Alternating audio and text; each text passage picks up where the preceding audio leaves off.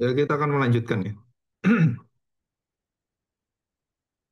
Ada beberapa hal yang penting dalam kedaulatan Allah itu kita tahu bahwa tidak ada kejadian yang tidak bisa diawasi dan kemudian dikontrol oleh Tuhan, apapun ya.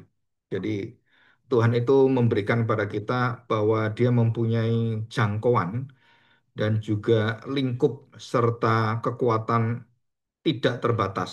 Jadi bukan seperti kita yang kadang-kadang kita berpikir ya kalau begini bagaimana, kalau ada rintangan bagaimana, kalau ada ya kita salahnya gimana. Nah, di dalam seluruh rencana Allah, mulai dari hal-hal yang benar, hal-hal yang salah, hati raja yang baik, hati raja yang jahat, apa yang diperbuat itu sungguh-sungguh berkenan pada Tuhan atau yang tidak. Semua itu dalam rancangan yang sangat penuh dengan ya ketidakmengertian kita, keterbatasan kita bahwa Allah menetapkan segala sesuatu dengan sempurna dan tidak ada yang keluar dari jalur Tuhan. Yang tadi saya ceritakan tentang bagaimanakah Tuhan memilih setiap keturunan, setiap kelahiran, dan Tuhan menetapkan setiap manusia-manusia yang akan menggenapi rencananya, mulai dari Isa, kemudian kita lihat sejak Kain dan Habel, dan semuanya dalam rancangan arah dan juga ketentuan dari Tuhan. Isa bukan Habel, Yakub bukan Esau, Sarah bukan Hagar, dan semuanya dengan jelas ya. Terus kita masuk bagaimana Tuhan mengarahkan hati raja, ya mengarahkan hati raja, penguasa, dan mengatur alam semesta itu mengikuti seluruh kehendaknya. Jadi waktu dia mengatur hati Fir'aun, mengeraskan, membebalkan hati Fir'aun, maka alam semesta juga itu ikut seluruh kehendak Tuhan. Jadi mujizat-mujizat, air jadi darah itu semuanya, itu juga mengeraskan hati Fir'aun. Jadi bukan hanya kita mengerti dari keputusan, satu keputusan kehendak Tuhan, tapi seluruh alam semesta ini mengikuti seluruh kehendak Tuhan. Ya, baik itu dalam Daniel, baik itu dalam Yesaya, dan bukan hanya umat Israel diatur ya, tapi seluruh bangsa pun diatur oleh Tuhan. Kok bisa tahu Pak? Ya semua itu dari firman Tuhan. Coba kita lihat satu raja-raja, ya satu raja-raja pasal 19 ayat yang ke-15. Firman Tuhan kepadanya, pergilah, kembalilah ke jalanmu melalui padang gurun ke Damsyik. Dan setelah engkau sampai, engkau harus mengurapi Raja Hazael menjadi raja atas Aram. Juga Yehu cucu Nimsi haruslah kau urapi menjadi raja atas Israel. Dan Elisa bin Safat dari Abel Mehola harus kau urapi menjadi nabi menggantikan engkau. Nah ini semua ditentukan Tuhan. Baik raja, baik nabi diurapi. Semuanya diatur oleh Tuhan. Kemanakah bangsa Israel dan bagaimanakah bangsa Israel kalau jatuh dalam dosa. Semuanya ditetapkan oleh Tuhan. Semuanya diatur oleh Tuhan. Ya, jadi ini betul-betul sangat jelas dan tidak ada perubahan apapun. Ya, oke. Jadi mengatur bangsa dan bukan hanya mengatur bangsa, menghakimi bangsa juga. Ya, kita lihat Mazmur 67. Ya, kita lihat Mazmur 67 ayat yang kelima. Kiranya bangsa-bangsa bersyukur kepadamu ya Allah, kiranya bangsa-bangsa semuanya bersyukur kepadamu, dikatakan, tanah telah memberi hasilnya, Allah, Allah kita memberkati, dan Allah memberkati kita, kiranya segala ujung bumi akan takut akan dia. Yang dikatakan ya, kiranya bangsa-bangsa bersyukur kepadamu, dan dikatakan ayat yang kelima, kiranya suku-suku bangsa bersukacita bersorak-sorai, sebab engkau memerintah bangsa-bangsa dengan adil dan menuntun suku-suku bangsa di atas bumi. Dan dikatakan jelas ya, di atas bumi. Ya. Oke, nah baterainya mau berhenti. Nah ini jelas Mazmur 61 kita lihat Yesaya. Yesaya 29 ayat 15. Celakalah orang-orang yang menyembunyikan dalam-dalam rancangannya terhadap Tuhan dan pekerjaan-pekerjaannya terjadi dalam gelap sambil berkata, siapakah yang melihat kita dan siapakah yang mengenal kita? Nah, saudara ini jelas ya. Jadi apa yang terjadi dengan bangsa Israel? Kamu mau sembunyikan rencanamu apapun, nggak bisa ngubah rencana Tuhan dalam apapun kamu lakukan. Dikatakan di sini, betapapun kamu memutarbalikkan segala sesuatu, apakah tanah liat dapat dianggap sama seperti tukang periuk? Sehingga apa yang dibuat dapat berkata tentang yang membuatnya. Jadi kamu nggak bisa. Kamu adalah periuknya, kamu tanah liatnya, dan yang membuat itu adalah tukang periuknya, penenunnya, dan pemahatnya. Jadi kamu tanah liat. Kamu mau berputar kayak apa, tetap dalam kuasa Tuhan. Jadi Tuhan menghakimi bangsa-bangsa sesuai dengan seluruh ketetapannya. Ya, itu. Dan kemudian kita masuk lebih dalam lagi. Motif manusia bertanggung jawab. Karena Tuhan berdaulat, berarti kan Tuhan tentukan semua, Pak. Manusia kan, ya, buat apa sekarang kalau sudah ditetapkan Tuhan? Nah, bukan seperti itu. Jadi waktu Tuhan menetapkan kita diciptakan serupa dengan gambar Dia, maka manusia diberi kemampuan untuk taat, untuk ikut, dan untuk terus di dalam hati yang bisa menyenangkan Tuhan. Tuhan beri kemampuan itu. Dan masalahnya apa? Kitanya tidak mau mengikutinya, ya, terikat dalam satu perintah. Jadi kedaulatan Allah itu ada dalam satu ikatan perintah, perjanjian dan ketetapan kehendak Allah. Bukan menghilangkan tanggung jawab manusia, tetapi membuat manusia bertanggung jawab dan menyatakan pilihan-pilihan kebebasannya hanya memilih kepada Tuhan. Jadi bukan kehendak yang lain. Jadi kebebasan kita apa? Kebebasan di dalam kedaulatan Tuhan. Tanggung jawab kita gimana? Tanggung jawab kita bertanggung jawab di dalam seluruh kekudusan Tuhan, keadilan Tuhan, kebenaran Tuhan. Wah, saya mau bertanggung jawab sendiri. Ya nggak bisa. Kamu itu siapa? Mengukur semua dari segala sesuatu yang kamu lakukan itu apa ukuranmu? Kamu kan nggak punya ukuran. Yang punya ukuran adalah Tuhan. Yang punya ketetapan Tuhan. Kamu tidak menciptakan dirimu sendiri. Kamu tidak menciptakan orang lain, tidak menciptakan apapun. Jadi kalau bertanggung jawab, ya bertanggung jawab atas dirimu. Nggak bisa kamu ngurusin orang lain. Kamu harus urusin dirimu sendiri. Yang dipercayakan pada dirimu. Maka setiap talenta, perumpamaan-perumpamaan dalam cerita Tuhan Yesus, perumpamaan seorang talenta, perumpamaan gadis bijaksana, gadis bodoh, semua bertanggung jawab, semua harus bertanggung jawab. Tetapi Tuhan sudah berikan harus apa yang dilakukan. Nah, kamu harus mengisi minyakmu, kamu harus melakukan, dan Tuhan sudah beritahu semua. Saudara. Kamu harus tekun setia, jangan kamu khawatir, kamu harus mendahulukan kerajaan Allah. Seek ye first the kingdom of God. Jadi cari dahulu kerajaan Allah dan kebenarannya. Itu yang kamu dulukan, ya kamu akan mendapatkan satu kebahagiaan hidup yang kekal. Tapi kalau tidak, ya kamu melawan Tuhan, kamu akan sengsara dan hidupmu dalam kebinasaan. Dan itu nggak bisa ditolak. Ya, jelas sekali. Jadi itu adalah tanggung jawab manusia. Jadi manusia tanggung jawab apa? Karena yang memberikan hidup dan yang memberikan seluruh berkat adalah Tuhan, maka kamu harus taat pada Tuhan. Harus bergantung pada Tuhan. Kenapa? Karena dialah yang membuat kamu hidupmu bergantung pada segala sesuatu yang diciptakan oleh Tuhan. Jadi manusia itu tidak ada satu manusia tidak bergantung kepada yang lain. Jadi saya makan bergantung, bergantung pada nasi, bergantung pada makanan, bergantung pada minuman. Coba saya nggak mau, ya saya mau berdaulat sendiri, nggak perlu makan, ya nggak usah nafas sekali, mati kamu. Jadi orang yang melepaskan diri bebas dari Tuhan, bebas dari seluruh naungan Tuhan, pemeliharaan Tuhan, ketetapan Tuhan, dia akan mati sendiri dan membunuh dirinya sendiri. Kenapa? Ya karena dia bukan pencipta.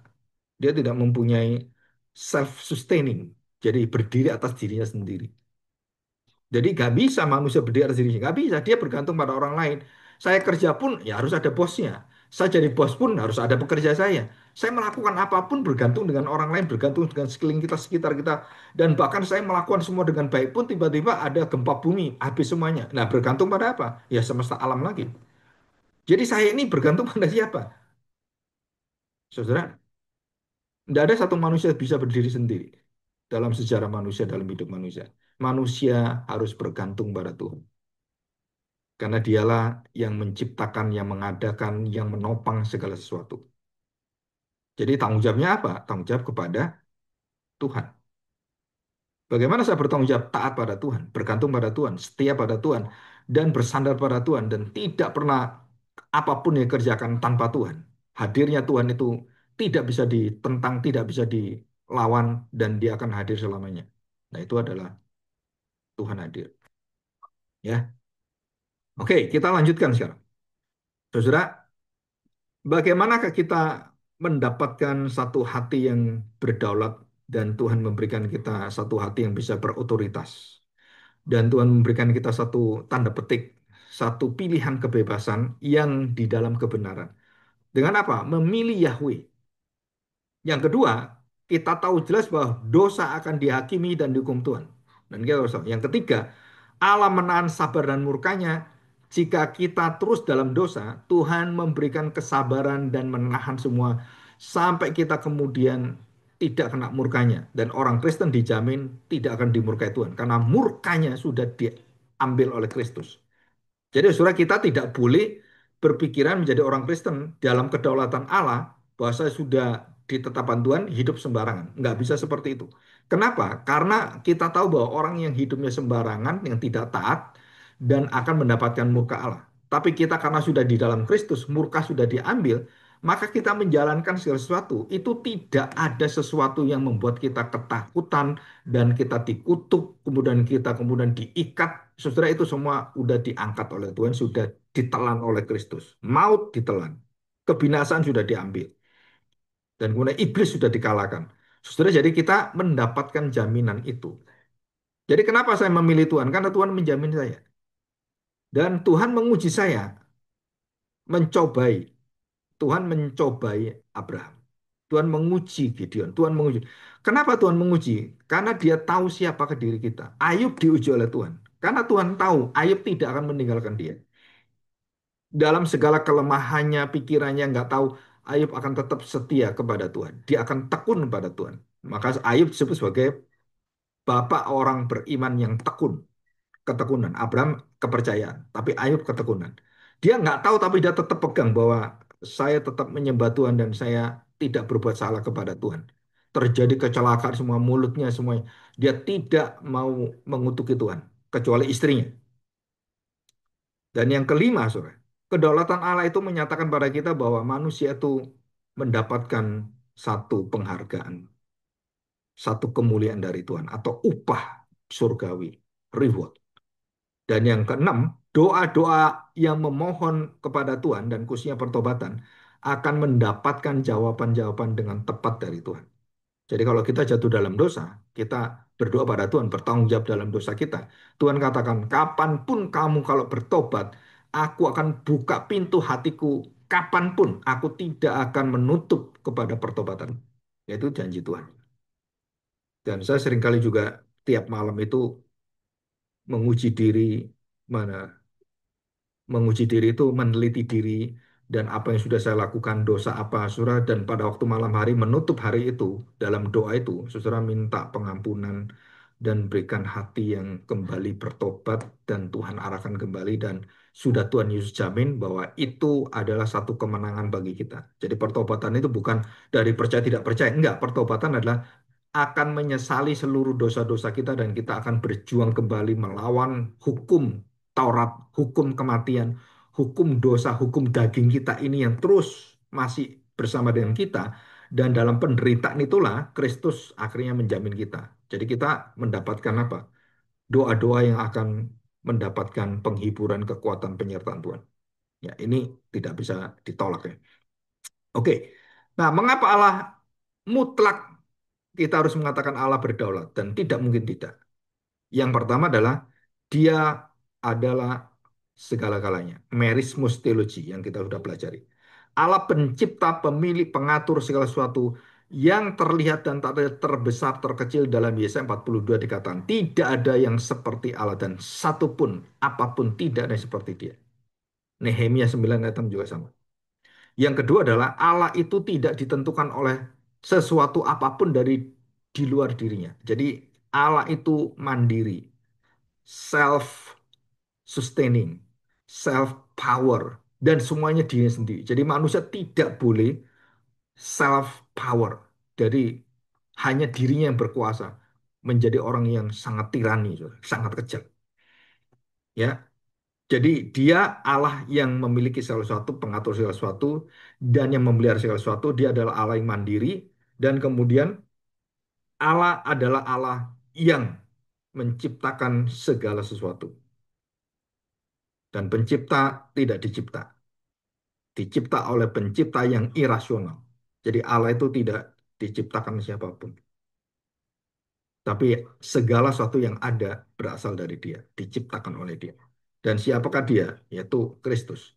Jadi Allah pencipta itu menunjukkan bahwa Allah itu yang menjadi penyebab segala sesuatu dan Allah tidak boleh dikatakan bahwa Allah itu yang menyebabkan dosa. Dalam arti apa? Dia yang melakukan dosa. Allah tidak pernah melakukan dosa. Yesus tidak pernah melakukan dosa. Roh Kudus tidak melakukan dosa.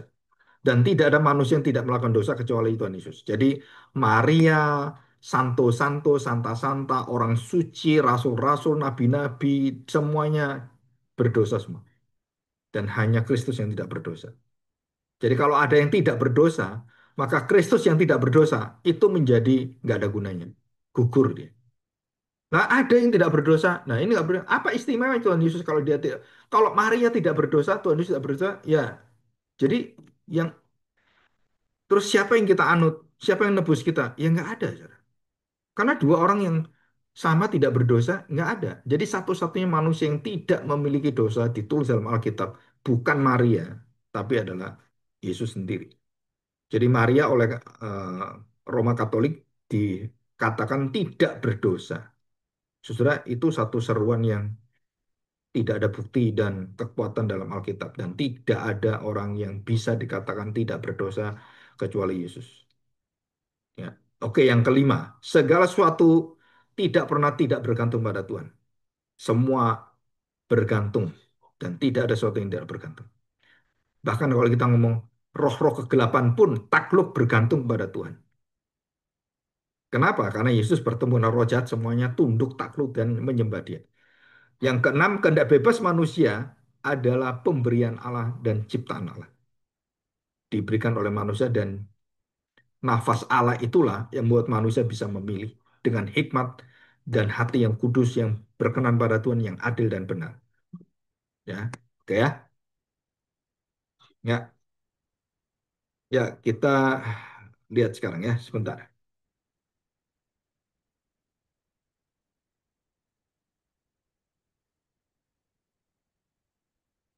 Kita lanjutkan. Nah, ada hubungan kedaulatan dan tanggung jawab manusia. Kita lihat Yohanes pasal yang ketiga ayat 27. Yohanes menjawab, tidak ada seorang pun yang dapat mengambil sesuatu bagi dirinya kalau tidak dikaruniakan kepadanya dari surga. Jadi ini jelasnya, ada apa? Ada kedaulatan Tuhan, tapi ada tanggung jawab manusia. Apa tanggung jawab manusia? Mengambil sesuatu bagi dirinya. Dan itu tanggung jawab dia. Tetapi kalau Tuhan tidak menetapkan, Tuhan tidak memberikannya, ya kita nggak bisa. Jadi setelah Tuhan memberikannya, baru kita bisa mengambil, kita bisa bertanggung jawab. Seperti Adam dan Hawa, semua diciptakan Tuhan berdaulat dan termasuk Adam dan Hawa diciptakan Tuhan. Dan waktu Tuhan memberikan berkuasalah, maka waktu Tuhan memberikan kuasa, berotoritas dan mengatur semesta alam, baru manusia bisa dengan apa? Dengan bertanggung jawab. Jadi kalau tidak ada tanggung jawab, ya manusia nggak bisa ngatur. Karena apa? Karena tanggung jawab itu membuat manusia bisa ngatur A, B, bagaimana kamu berelasi, berhubungan, dan bagaimana diatur ini jangan di sini, jangan melang. Sebenarnya itu semua adalah anugerah Tuhan yang diberikan kepada manusia. Ya, Yohanes 5 sekarang kita lihat. Yohanes 5 ayat 14. Kemudian Yesus bertemu dengan dia dalam bait Allah, lalu berkata kepadanya, engkau telah sembuh, jangan berbuat dosa lagi, supaya padamu jangan terjadi yang lebih buruk. Ini tentang apa? Sudah tahu? Orang di kolam Bethesda itu. Jadi jangan terjadi lebih buruk. Orang itu keluar lalu menceritakan kepada orang-orang Yahudi bahwa Yesus selain telah menyembuhkan dia. Dan karena itu orang-orang Yahudi berusaha menganiaya Yesus karena ia melakukan hal-hal itu pada hari Sabat. Ya, ya kita konsentrasi pada ayat 14. Perhatikan kalimat ini. Di mana kedaulatan Allah? Penyembuhan tidak bergantung pada orang sakit, tidak bergantung pada sakitnya, tidak bergantung pada kuasa usaha manusia, dan Tuhan katakan sembuh ya sembuh. Itu daulat, berdaulat. Tetapi setelah kesembuhan diberikan, baru manusia bisa bertanggung jawab. Baru manusia bisa memilih yang baik, dan Tuhan Yesus katakan jangan berbuat lagi yang lebih buruk dari hal ini. Jadi bisa nggak manusia kemudian setelah disembuhkan berbuat lebih buruk? Bisa, saudara. Dia sembuh, tapi jiwanya hancur. Bisa, bisa. Tuhan berikan, jangan berbuat dosa lagi seperti yang kamu lakukan. Apa dosanya? Yaitu menantikan kolam bergoncang selama 38 tahun. hidup yang sia-sia. Dan kita seringkali sama seperti itu. Nah, kita lihat Yohanes 9 ayat yang ke-1. Orang buta sejak lahir. Waktu Yesus sedang lewat, ia melihat seorang anak yang buta sejak lahirnya. Murid-muridnya bertanya kepadanya, Rabi, siapakah yang berbuat dosa? Orang ini sendiri atau orang tuanya? Atau ia dilahirkan buta? Dari mana? Jawab Yesus, bukan dia, bukan juga orang tuanya, bukan siapa saja, bukan kejadian apapun, tetapi jelas dikatakan karena ini kedaulatan Allah. Ya, apa? Karena pekerjaan-pekerjaan Allah harus dinyatakan di dalam dia. Hari ini dia kenapa terlahir buta? Karena hari ini anak manusia akan menyatakan kemuliaannya kepada anak yang matanya sudah mati sejak lahir itu, buta. Ya. Kita harus mengerjakan pekerjaan-pekerjaan. Dia mengutus aku selama masih siang, akan datang malam di mana tidak ada seorang pun yang dapat bekerja. Selama aku dalam dunia, akulah terang dunia. Nah, ini pertama kali akulah terang dunia. Waktu ada kebutaan sejak lahir, Tuhan Yesus mengatakan, akulah yang tidak pernah buta selama-lamanya dan kamu tidak akan buta selamanya.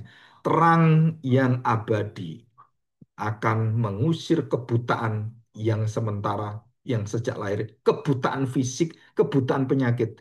Dan terangku ini menembus semuanya. Nah, Tuhan Yesus katakan, aku adalah terang. Aku yang akan mencelikkan kebutaan-kebutaan semua manusia. Bukan hanya kebutaan, segala penyakit. Jadi di mana kedaulatannya? Dia mampu menjadikan segala penyakit itu dibuka dan dikatakan kamu sudah dibuka matamu, maka gunakanlah matamu bertanggung jawab. Jadi kalau saya mendapatkan mujizat, maka mujizat itu membuat saya harus bertanggung jawab dan tidak jatuh dalam dosa yang sama apa? Ya seperti buta sejak lahir itu. Ya gimana saya buta? Ya gimana saya di kolom PT, saya nggak bisa apa-apa. Saudara, itu dosamu. Dan kamu harus tahu kamu sudah melek, kamu bukan buta lagi. Jangan punya jiwa yang dipenjara dengan kebutaan dan kelumpuhanmu. Akhirnya di rumah sudah kebiasaan nunggu orang, dibantu orang. Ya nggak ada yang bantu. Loh, kamu tuh punya kaki jalan, kamu punya kekuatan jalan. Kamu bisa kerja-kerja kamu. Nah itu artinya di situ. Jangan berbuat dosa lagi apa? Ya seperti kamu sakit lagi. Nunggu-nunggu lagi, terus buta gitu. Kamu sudah melek, jalanlah. Hidupilah jalan hidupmu. Ya. Pasal 11, Yohanes pasal 11 ayat 4. Ketika Yesus mendengar kabar itu, penyakit itu tidak akan membawa kematian. Apa penyakit itu? Penyakit yang keras dan Lazarus nggak akan mati. Dan itu dikatakan Tuhan Yesus. Tetapi akan menyatakan kemuliaan Allah, sebab oleh penyakit itu anak Allah akan dimuliakan. Jadi dengan penyakit itu, Lazarus itu akan mati dan Tuhan akan memuliakan dan menghidupkan, membangkitkan Lazarus. Di mana kedaulatannya? Segala sakit penyakit kematian pun tidak menghalangi Yesus menghidupkan. Nah, Lazarus kemudian dihidupkan. Maka kalau aku dia hidup, nah hiduplah kamu seperti hidup yang bukan di dalam kematian, dalam sakit penyakit, tapi di dalam kebangkitan, dalam kesehatan rohani. Jadi ini jelas sekali tanggung jawab itu, pilihan kita itu sekarang di dalam anugerah Tuhan, di dalam arahan Tuhan, di dalam kemenangan Tuhan, di dalam mujizat Tuhan. Jadi waktu kita mendapatkan kemenangan kembali, maka pilihan-pilihan kita dasarnya adalah kemenangan kita, dasarnya adalah kekudusan kita. Jadi kita nggak bisa memilih lagi memilih dosa, nggak boleh. Bisa nggak bisa akan terjadi lebih buruk. Jadi Tuhan masih memberikan kesempatan bagi kita untuk belajar, Pak, menderita bersama dengan Tuhan dalam pilihan-pilihan kekudusan kedaulatan Tuhan. Jadi Tuhan berdaulat. Yang berdaulat itu akan menguduskan kita, akan bawa kita dalam kesucian hidup. Ya, oke, oke. Yang terakhir, Yohanes 19 ayat yang ke-10. Maka kata Pilatus kepadanya, tidakkah kamu mau berbicara dengan aku? Tidakkah engkau tahu bahwa aku berkuasa? Nah ini, berdaulat, berkuasa, memerintah. Aku berkuasa untuk membebaskan kamu dan berkuasa untuk membunuh kamu, menyalibkan kamu. Jadi, siapa yang berdaulat? Pilatus. Betul kan? Yang berdaulat Pilatus. Ya, di hadapan kerajaan manusia. Tapi kata-kata Pilatus itu bukan menyatakan Pilatus yang berdaulat. Kita baca jawaban Tuhan Yesus. Yesus menjawab, engkau tidak mempunyai kuasa apapun. Nggak ada kuasa apapun kamu terhadap diri saya. Dikatakan, jikalau manusia itu tidak diberikan kepadamu dari atas, dari Bapa Surgawi, sebab itu dia yang menyerahkan aku kepadamu lebih besar dosanya. Jadi siapa yang berdaulat? Saya secara manusia, saya rajanya. Aku bisa bebaskan kamu, aku bisa bunuh kamu, dan aku bisa salibkan kamu. Dan Tuhan Yesus mengatakan, bukan kamu yang berdaulat, tapi Bapakku. Ada kedaulatan Allah. Dan saya bertanggung jawab untuk apa? Saya tahu Allah berdaulat, saya bertanggung jawab apa? Bukan supaya saya selamat, bukan. Karena saya datang bukan untuk menyelamatkan diri. Saya untuk melayani, memberikan nyawa saya. Nah, itu tanggung jawab Tuhan Yesus. Rancangan, rencana, nubuatan Allah, kehendak Allah Bapaknya, dan dia taat sampai mati. Dan itulah kebebasan Tuhan Yesus yang dia pilih dengan tangisan di Taman Getsemani, dengan tangisan di Yerusalem, di Hosana-Hosana, semua dia penuh dengan banyak sekali penderitaan. Tapi dia memilih itu. Kenapa? Karena itulah rahasia tanggung jawab manusia. Dan sukacita akan besar yang akan dinyatakan waktu dia datang yang kedua kali. Sukacita itu bergema di seluruhnya. Ya, oke. Jadi dosa mematikan kemampuan memilih dalam keselamatan. Dan dalam Yohanes, kitab Yohanes dikatakan bahwa seluruh yang mematikan, seluruh kemampuan kita untuk diselamatkan, dimatikan oleh kematian Kristus. Dan kita hidup di dalam seluruh nafas Allah, dan kita bisa hidup dalam keselamatan kita. Ya, oke. Makasih banyak ya. Ya, kita sampai sekian. Nanti kita akan lanjutkan lagi.